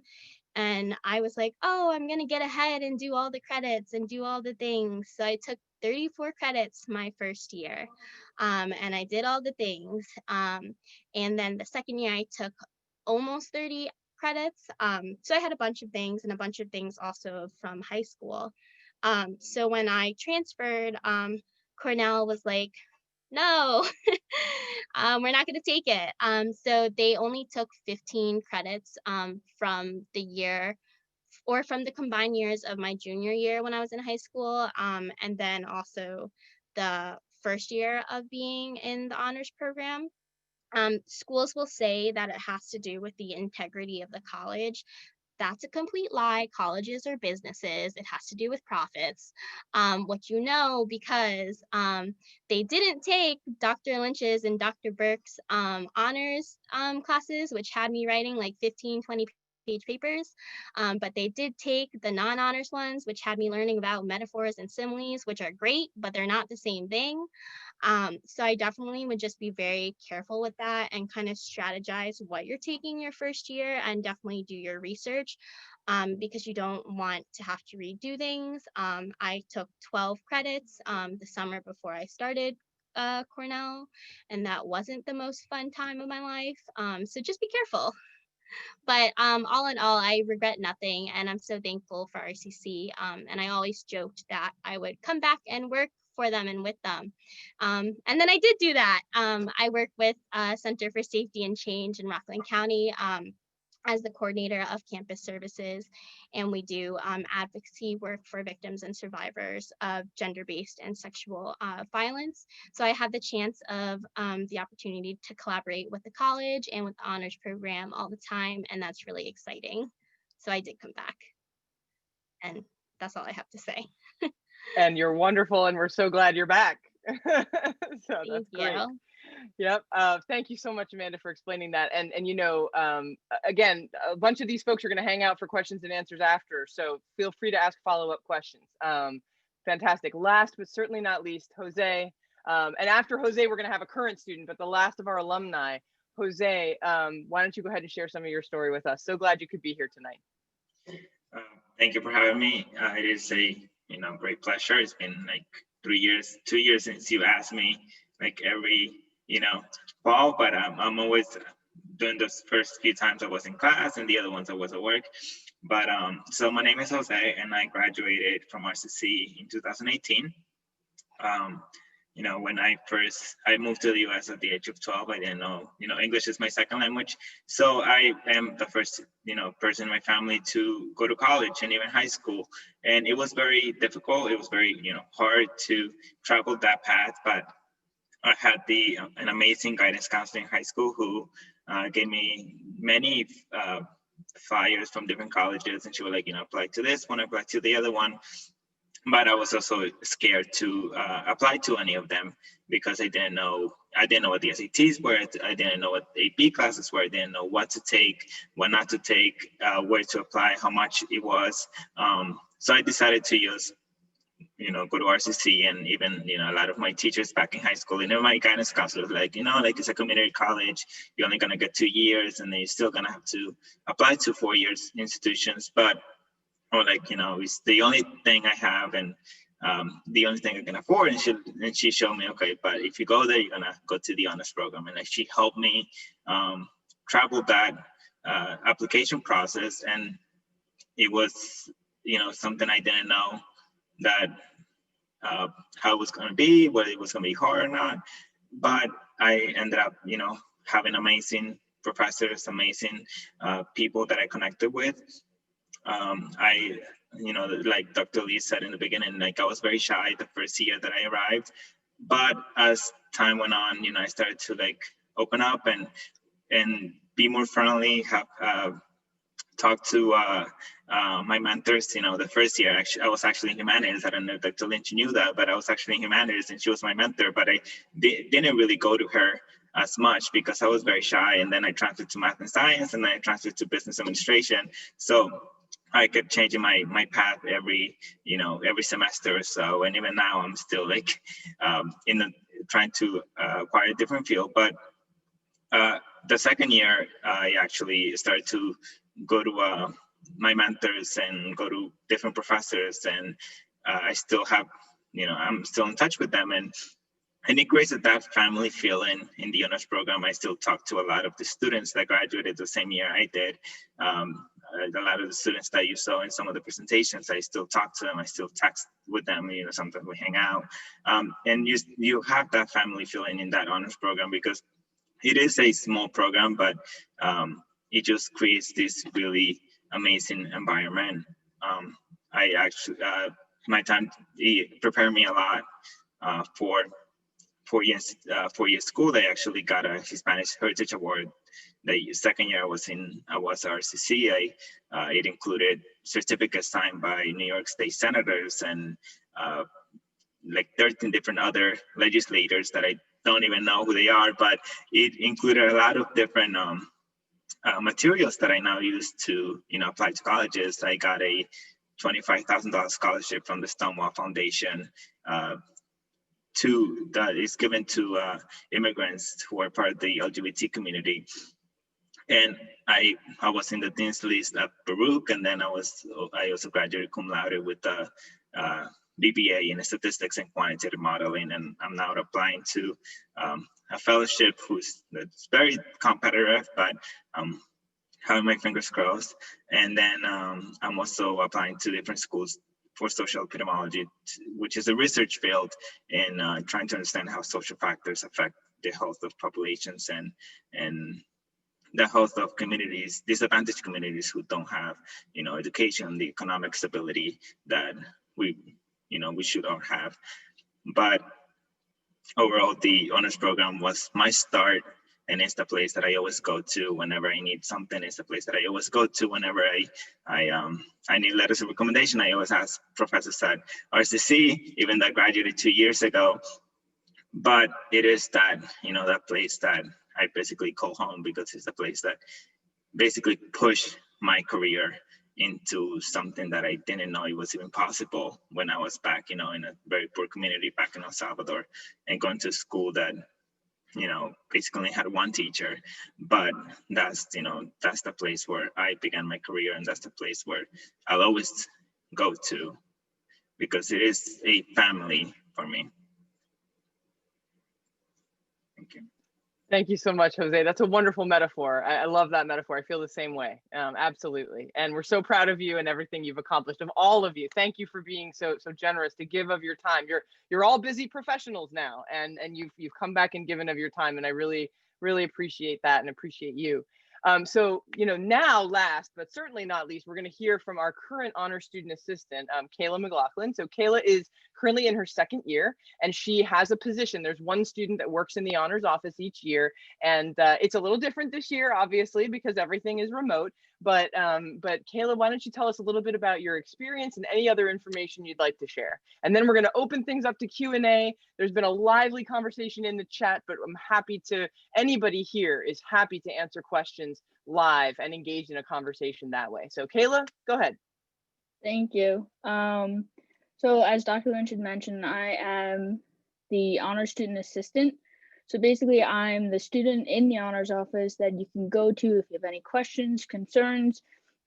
If you don't necessarily want to go to a professor or an administrator, but you want to talk to somebody and get something off your chest, I'm the person you can go to, even if it's just trying to figure out which class you should take at a different time, or which professors are better, what works better for your learning style, anything that you could think of that you might be a little on the fence about. I'm the person that you could go to. It's obviously a little different this year, but I make the most of it. I host office hours on Thursdays during our common hour for students to drop in, just to meet kind of face to face, so that they know there's other students going through the same things. So as a lot of people have mentioned tonight, that a lot of the honor students are presidents or members of boards of clubs and stuff. I'm one of those students. I'm the president of the Honors Newsletter Club. So the Honors Newsletter is for honor students, about honor students, written by honor students. So everything honors related that happens during the course of the year, both fall and spring semesters, we put that in our newsletter. And Carol, who is the assistant in the honors office, is also our advisor for the club.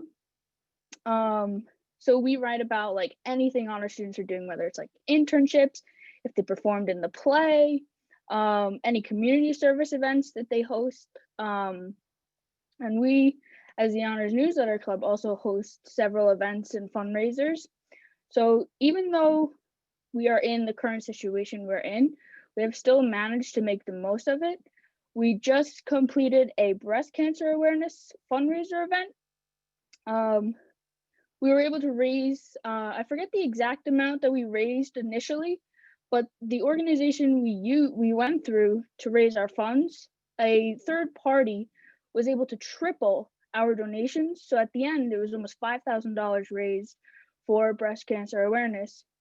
So we're very proud of that, even though, we can't really meet and do this in person. And another event that we have coming up and we're working on is an adopt a family event. So basically, we adopt a family who somebody in that family is a current RCC student, whether they're in the honors program or not, and they cannot afford to buy stuff for the holidays, or they need a little help. So as the club this year, we're collaborating with other clubs on campus to collect goods and items for these families that they might not have been able to get otherwise, which I think is a great event. We started it last year. We had one family last year, a mother and 4 daughters. We were able to get almost everything on their list. We had a big party in the honors office. So that can't happen this year, but this year we're trying to get 4 families and collect for those 4 families. And right now we have 2 other clubs on campus that want to work with us, which is great. So that's what we're looking forward to now.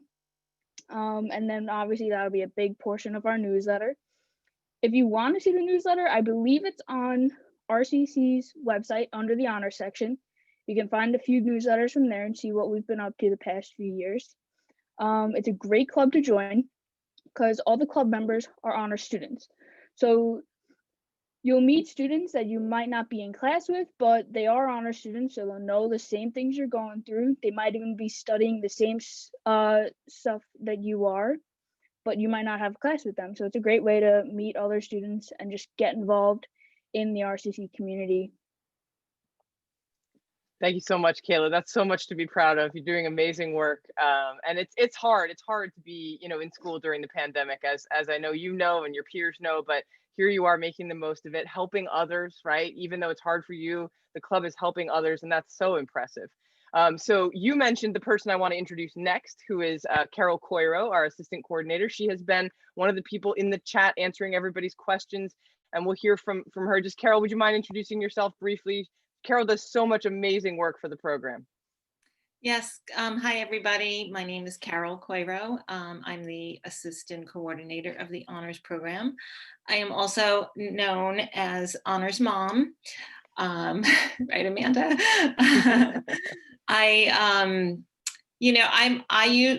When we're in the office, when we are on campus, I'm in the office, 5 days a week. I don't teach, so I'm there all the time, and I tend to get to know the students very closely, and I end up, knowing, or students let me know what's going on with them personally. We talk more than just about their education. We talk about, family life, and we just connect on a different level than just being an academic, office. So actually the person that's here tonight, Duran, and I were the ones together who talked about getting a club together and doing a newsletter. So it was a few years ago, and Duran, I've made it happen, and your idea. And now we have a great club that does a lot of good on campus. It's such a wonderful relationship. I love that we can have that synthesis with students, right? To say, what do you think, right? And then let's make it happen together. That kind of collaboration is really a feature of the program. And Carol is the person who does everything behind the scenes. And as we all know, the people who do things behind the scenes often don't get acknowledged enough. So, really just so it's such an honor to be able to work with Carol. She does so much for this program. Without her, it would all fall to pieces. So thank you, Carol. And Teresa is also here. Teresa, our wonderful support staff of the program. She's been answering questions in the chat.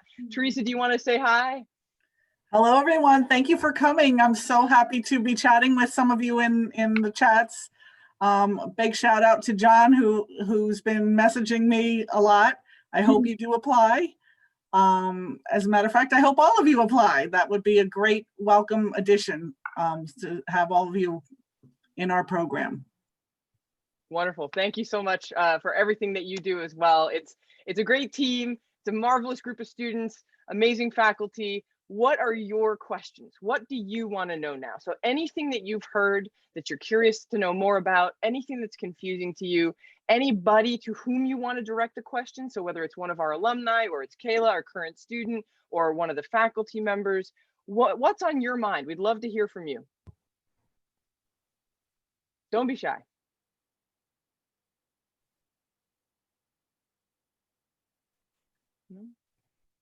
I'm sure somebody wants to hear a little bit more. Katie, there were a few questions about scholarships. Could you talk about that a little bit? Yeah, absolutely. And then I see a question in the chat about the competitive nature of the honors program. So you're also welcome to put things in the chat if you wish, for sure. So scholarships.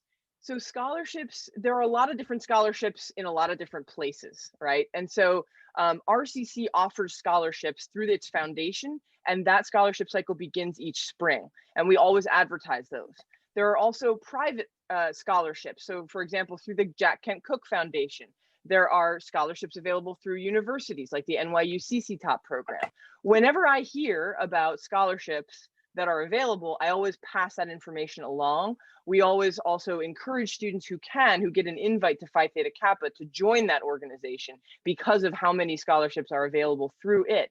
But I also encourage all students to think about, scholarships that are beyond what we know, because your church may give a scholarship, your, parents' work may give a scholarship. You may get a scholarship because of your, gender, your major, your sexual orientation. There are all kinds of scholarships available, and doing that research is important. We also have wonderful financial aid staff who can help you think about and brainstorm, those kinds of opportunities. So there are a lot of scholarships available, but it sometimes takes some work to find them, and your mentors are happy to help you with that process. I also saw a question in the chat about how competitive is the honors program. So if you fulfill our requirements, a roughly 88 or higher GPA, and you submit your application, your writing sample looks strong, we're going to invite you for an interview. And, unless it seems like your goals are not a good fit for the program, we're going to accept you. We accept most students who apply, as long as they fit those parameters. Now, someone who's really struggled in high school and there isn't evidence of that upward trajectory, we are most likely going to tell you, okay, we're really glad you're interested, but please do a non-honors semester at RCC first. And if you get a 3.5 GPA or higher, you can then join the program. Some of our best superstars have done that. So I'll tell a story from someone that Duran knows, Febin Bellamy, who was a wonderful student who graduated several years ago. Febin graduated high school with a 1.67 GPA. He didn't even apply to honors because, we would not accept a 1.67 GPA, okay? But Febin came to RCC and he turned it on, and he did amazing. And after his first semester, he joined the honors program, and 4 semesters later, he was off to Georgetown. And he has gone on to just, oh my gosh, he's founded the Unsung Heroes Project. He's been on, it was a game show that Febin was on. He's just remarkable. So just because, even if you apply to honors and you're not accepted right away, that doesn't mean that we can't be part of your journey. It just means that we're asking you to do a non-honors semester first to show us that you can be successful. As you heard from some of the alumni, the courses are tough. They're tough, and we want you to succeed. So the only reason we'd say, no, take a non-honors semester first is so that we are sure you're ready, you're prepared to succeed. And we are not going to cut any ties with you. If we don't accept you right away, you can still reach out for help. You can still ask us questions, right? We're not in the business of pushing people away. We're in the business of helping people succeed. So that is our ethos. That's our core. I see no other questions in the chat right now. Does anyone want to unmute? Okay, oh, I see another good question. Someone who just started at RCC and you're about halfway through the fast track courses you're taking, can you apply for the honors program? Please do. You're in the perfect position to do it. We'd love to have your application, and you can join us in the spring as long as you get that 3.5 GPA or higher. So remember, if you're a current student, you need to have filled out the application. The part of that application is an essay. And then you also need to have 1 letter of recommendation from a current professor, okay? Fast track courses it's a relatively new program at RCC. So each semester is 15 weeks long, okay? And built into that semester are 2 7-week terms that are accelerated. They're roughly double the speed, right? The classes in that semester are roughly double the speed of a full length semester. So Fast Track 2 began a few weeks ago, and the courses in that little term will wrap up at the end of December. In December 21st is the last day of class. So it's like a mini semester within the longer semester. Okay. So let me see here. Is transferring to a military academy possible through the honors program? Dylan, that's a good question. It's never happened in my experience. I would look into, I'm not actually sure what the rules are for transferring to a military academy. I don't even know if it's possible to do. It may be, but I do know of students who have transferred to schools where there's ROTC. And ROTC is a possible angle there. So I'm happy to help with your research. Also happy to help you connect to my brother who went to West Point. So if you want to talk to somebody who went to a military academy, I'm happy to let you talk to him. But remember, to get into a military academy, you actually need a congressional sponsor. So I'm not sure that they accept transfer students or how that process works. Happy to help you research it if you need help doing that. Let's see. Okay, and Dr. Hickey, who is our Title V coordinator, is here. She's been observing this tonight. She has some great advice about scholarships in the chat, so please do read that. Should you apply as soon as possible, Jade is asking. You know, if you're applying for the spring semester, then yes, you want to send in your application now. Registration has already started for the spring 2021 semester. So we want your application so that we can help you get set up with some honors courses. If you're applying for the fall, you can wait. I would suggest applying in February or March. We won't usually start advising students into courses until April. And so at that point, then you can be well poised to pick up your new courses. So fall, again, I wouldn't really do it now. You can wait until about February, but if you want to come into honors for the spring, definitely start now. Is the presentation available? It will be when it is completely recorded and it's up on YouTube. I will make the link available. I'll send it out to everyone who registered tonight. I'll also send it out to the guidance counselors across the county, to the RCC community as well. The link to apply, would someone mind helping Marietta with the link to the honors program? Here's the problem tonight, everybody. RCC is currently undergoing website maintenance, so that link isn't going to work right now. So it's not working right now. A broken site. Yeah, it wasn't working earlier either. So I'm just going to ask for your patience there. You can always email the honors program at honors@sunyrockland.edu, and we can send you the link when it's back up. Or you can just copy the link and try again tomorrow. We're undergoing some website maintenance currently. I see a question about whether it's possible to complete the required 8 credits of honor program courses in a single semester. So for that question, I want to really clarify here. It's not 8 credits, it's 8 courses. So 8 courses is a lot, and you can't do that in a single semester. I have seen students do it in a year, in 2 semesters. Very ambitious thing to do. Most students take about 2 to 3 honors courses per semester, and they stay for 4 semesters, which means that if you take 2 per semester, you're going to graduate with 8. The winner is a student who graduated several years ago who took 18 courses that were honors, and she got a 4.0 in all of them, and that was crazy, and she won a Chancellor's Award. So, you know, you can do crazy things like that, but taking 8 courses in a semester is not something that you want to do. I don't even think the college will let you do it, to be honest. But you can certainly get that done over the course of a full year, and we have had students do that. Okay, so let's see. If you got A's and B's this year as a junior, but freshman and sophomore years you got C's and D's, would that be enough growth? That's a great question. That's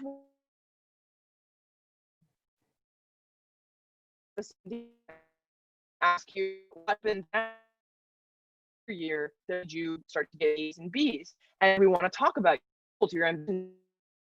You are definitely not disqualified.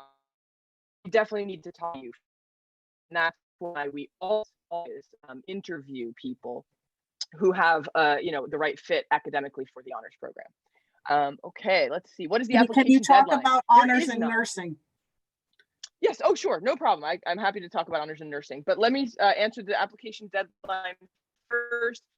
We don't have a formal deadline per se. So what I would do though, if you want to come in for the fall semester, the fall of 2021, you should apply if you can. If you wait till the end of the summer to apply for the program, most of the courses will be full. So we are happy to accept applications all the way up to the first day of class, but the students who apply that late have very few course options, okay? So really your best bet is to get your application in before the summertime so that we can spend that summer working with you to get you the courses that you want and that you need to be successful. Now, the question about nursing. So RCC has a wonderful nursing program, and it will get you an associate degree in nursing. But there are a lot of honor students who are interested in pursuing a bachelor's of nursing right away, so a BSN. For the students who are really self-motivated and who want to get a BSN, your best bet is to pursue the honors math and science track and then transfer to a competitive BSN program like the one at NYU or the one at UVA or the one at UNC Chapel Hill. And the reason why I list some of those, NYU, for example, is not going to take RCC's nursing courses. They're not going to transfer those nursing courses in. They will, however, take all the nursing prerequisites that you got by doing the math and science honors track, and then you will enter NYU's Rory Myers College of Nursing. You might even get a CC Top scholarship, and you will go on and you'll take nursing courses from there. That's not true of every school, though. There are plenty of schools that do accept RCC's nursing courses. They're just not generally that very, very top tier, right? The nursing program here is wonderful, and we have had students dual degree. We have one right now who's doing an AS nursing degree and the math and science honors track at the same time. And you know, she's working real hard, but we will help you do whatever it is that you know fulfills your goals. Sayed is asking, is there any major differences between the honors program and the non-honors program? Well, I think you heard Amanda talk a little bit about the difference in some of the English courses, but yes, the difference is the courses are much more difficult, and they're writing intensive and research intensive in a way that not all of the non-honors courses are. They are also taught by faculty who, you know, tend to be some of our more dedicated faculty, although there are wonderful faculty who teach outside the program as well. But what we're trying to do is we're trying to challenge you. And so the courses are going to be difficult. Also, when you are a part of honors, you get access to a lot of extra resources and extra mentoring, which, as you heard tonight, is a really important feature of the program. RCC is trying hard to make sure that every single student is well supported. But the honors program gets to have an extra layer, and that is a privilege. What we ask is that when you join our program, you pay that privilege forward, right? You become a leader on campus, and you become someone who helps others. And that's true for everybody who spoke tonight. Everybody who spoke tonight is somebody who has, you know, really paid it forward and tried to be a great mentor to their peers while they were at RCC. You heard that from Kayla and her great efforts. You heard that from our alumni as well. But you do get those extra benefits as an honor student. Okay, we're not a snooty program though. Elitism, no thanks. We want to be real and humble and give as much as we get. That's what this program is all about. Okay, let's see if there's any other questions. How does the mentorship program work? So when you are accepted to honors, you are assigned a faculty mentor, and that person is the one that you work with throughout your time at RCC to choose your next semester's classes, to talk to about transferring. You usually take at least one class with your mentor. You get a letter of recommendation from them when it's time to transfer. Those letters are really important. You can go to them when you're having a good day and you want to celebrate. You can go to them when you're having a bad day and you need help, and they will help you. As Professor Arvanites mentioned, a lot of us stay in touch with our mentees after they leave. So, you know, Jose and I, we text a lot. You know, I do that I Zoom regularly with a couple of my mentees each week. It becomes a friendship, right? And that's a really powerful thing to have happen as you move forward in your career, to develop friendships out of this relationship of the mentor. So let me see if there's anything else. Anybody want to unmute and ask any questions for our alumni or for Kayla, because they've got a really unique perspective that I really want to honor. Any questions there? How likely is it that we get into this program? How likely is it? It's pretty likely. If you've got an 88 or higher GPA and your writing sample is strong, your essay is strong, and your letters of recommendation are good, you're going to get in. We're not in the habit of being, you know, again, very competitive in as long as you fulfill all of those requirements. Let's see, for a current high school junior applying for early admit, is the program labeled as an honors or non-honors program? Okay, I'm a little confused there, Andrew. So let me try to break it down. You as a junior will apply to the early admit program at RCC. When you are accepted by that program, you will then apply to the honors program. The applications are separate. That's true of everybody. Applications are separate. So you apply to RCC, and then you also apply to the honors program. They're working on a way to make the applications come together, but that hasn't happened yet. So for the time being, you apply to the college first, whether it's as an early admit or as a graduate of high school, and then you apply to the honors program after that. They're two separate applications. Hope that helps a little bit. Anybody else want to unmute and ask a question, especially for any of our alums? I have a question for Amanda. Do it. So she was talking about how she went into early admin and she took the classes, and then when she transferred, they didn't count. So for someone who's, I'm a junior this year, would she recommend doing the early admin classes or waiting until college?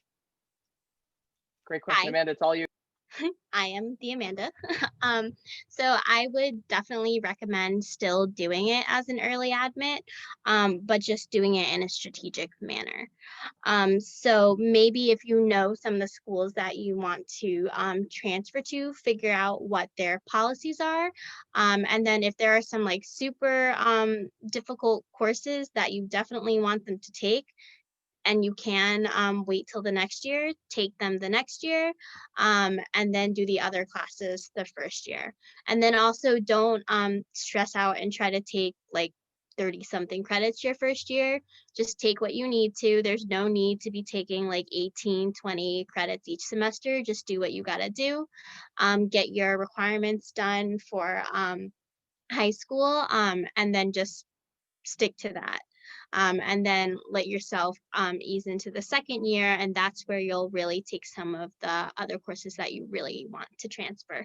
But I would say a lot of institutions, even ones that are, higher in rigor, whatnot, they do typically accept a certain number of credits from your high school. They just won't take all of them. So for instance, Cornell, they only took 15, and I had taken 34 credits during my early admit year and like another like 8 to 12 during my junior year. So between those 2 years, they only took 15, but they did still take some, and I didn't have to redo things like my honors bio classes. I would have died if I had to redo that. So just be strategic about it, you know? That's a great answer. Does that help? Do you have a follow-up? No, thank you. Great. Yeah, it's interesting, right? And I think Amanda really hit the nail on the head when she talked about the business aspect of these institutions. You know, it's tough to feel like you're being penalized for challenging yourself and taking college classes as a high school student. But unfortunately, for some of the top institutions, that is a little bit what it's going to feel like. On the other hand, you are very well prepared at that point, which Amanda also spoke to earlier. And it's important to remember that we're really only talking about a very small number of schools that are that persnickety. Most schools will accept your early admit credit. Okay, we're really only talking about the Cornells, the Columbias, the Harvards, the Princetons, the Yales, et cetera, of the world. Most other schools will, but what you want to do is research. That's really important part of any college search. And when you're here at RCC, your mentors will help you with that research. So that's part of our job.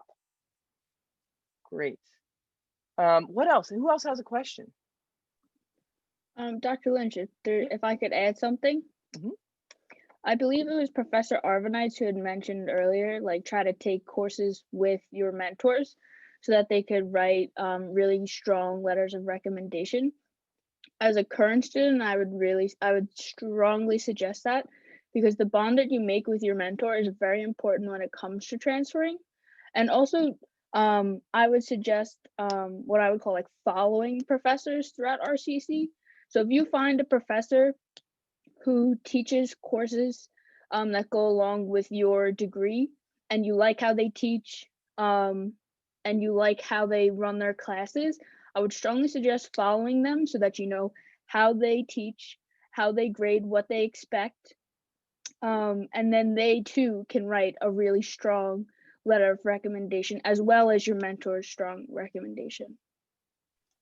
Great, thank you so much, Kayla, for that perspective. So, so we also have another question in the chat. With a well-planned agenda, how many classes do we take per semester? The way that it works in college at most universities and colleges is it's about credits, not really about classes. So you usually, to be a full-time student, you have to take 12 credits, and many students take up to 18 and sometimes even more. I would suggest, at least in your first semester, don't take more than 18, because 18 credits is a lot, and you want to sort of ease in, kind of what Amanda was talking about. What that equals out to in terms of numbers of classes, most classes at RCC are 3 credits of value. So your English class is 3 credits, your economics class, your history class, those are all 3 credits. There are classes that are 4 credits, such as your lab science classes, your advanced mathematics classes, like your statistics and your calculus classes. Those are all 4 credits. Your foreign language credit classes are 4 credits. And there are some classes that are fewer. So for example, your physical education classes are mostly 1 credit. So what you want to do is you want to build a schedule in your first semester of roughly 15 to 18 credits if you're in the honors program. And you work with your mentor to do that. And that usually equals out to about 5-ish classes per semester. So that's hopefully sort of a long-winded answer, but yeah, and Emily's got a great answer to you, Dylan, as well in the chat. And yes, you will take a mix of honors and non-honors courses. That's really important. Everybody does. And so again, we're aiming for at least 2 honors courses per semester, but you don't have to take 5 or 6. That's a bad idea, right? Those honors courses are really tough, and you should be taking 2 to 3 usually, maybe 4 if you're feeling really ambitious. Great questions, everybody. What else? Questions for Kayla, questions for our alumni, questions for any particular faculty member who's here. Questions for Carol or Teresa.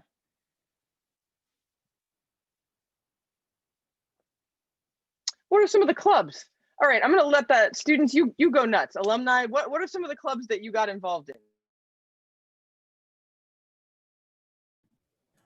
I could speak about some that I remember. So aside from playing on the basketball team, I was in student government. I was a student senator. I was in Alpha Beta Gamma, which was the Business Honor Society. And I was in the Entrepreneurship Club.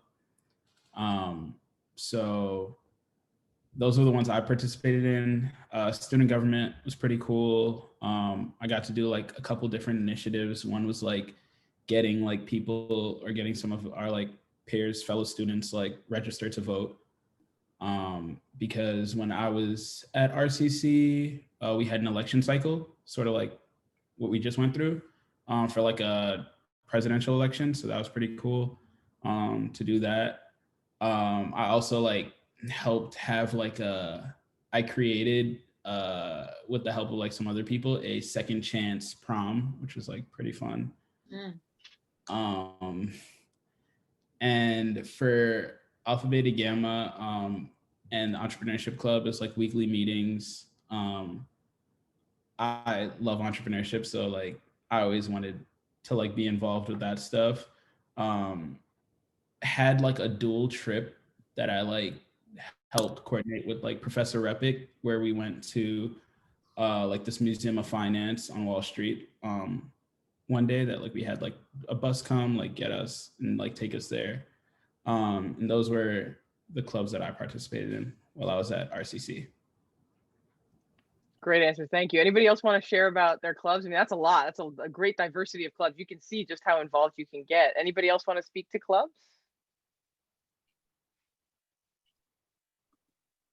I mean, there is the Honors Newsletter Club, which is a great way to meet with honor students, participate in community service events, and just get involved at RCC. I would strongly suggest it because, like I said before, it's for honor students, about honor students, written by honor students.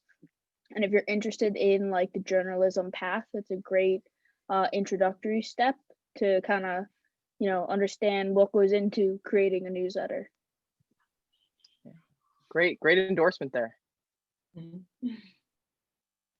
Any other questions or anything else that anybody who's been speaking tonight wants to share?